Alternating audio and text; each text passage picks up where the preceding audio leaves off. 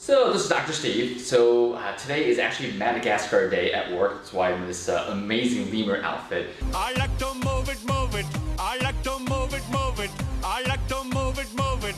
You like to move it. But at lunch, we had a great discussion with the staff about food because we went to a buffet place. And so I wanted to shoot this video and talk about your relationship with your food, right? So one of the staff members was actually fasting, and he couldn't eat and sort of participate on the pigging out of the Indian food. And so we talked about, well, how can you sort of have this relationship with your food? Because you want to think about food like a person, right? So you wouldn't really have a relationship with a person where you're like, well, I don't want to see you for 3 days. If the person comes in your life, you would say, hey, welcome. And if the person left, you would graciously say goodbye.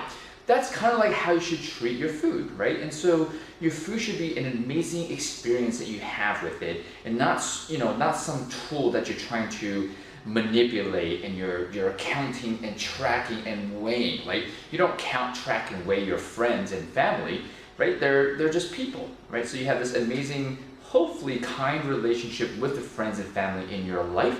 You would talk to them, you would laugh, you would cry, you would have this experience interacting with them, and that's sort of how food should be, right? You literally, when you have your food, you should enjoy it, eat it slowly, feel the texture and the taste, and have this, essentially this amazing relationship with food. And I think when you find that place, when you get to that place, you're not dieting, right? You don't with friends, you don't say, I'm gonna completely ignore these friends and choose to only hang out with these friends for 12 weeks until I feel better. Like, that's like dieting. You wouldn't do that, right? You would slowly, if you had friends, maybe friends are going through difficult times, and you would help them through that. You would work with them. If you have certain relationships with chocolate donuts, right? You would just like, nope, I'm not gonna see you. You just, work through the relationship with that. It's not like you have to gorge and eat, the chocolate donut. It's not like you have this friend that you're infatuated with that you have to spend every minute with for the next week.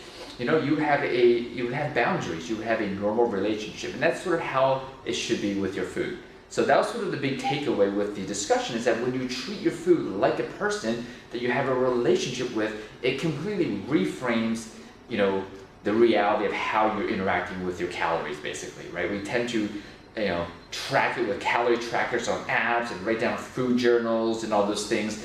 While those things can be helpful, make sure you're spending time working on the relationship with your friend. So that's the takeaway message for today. Hope you enjoyed it, and always have fun in life.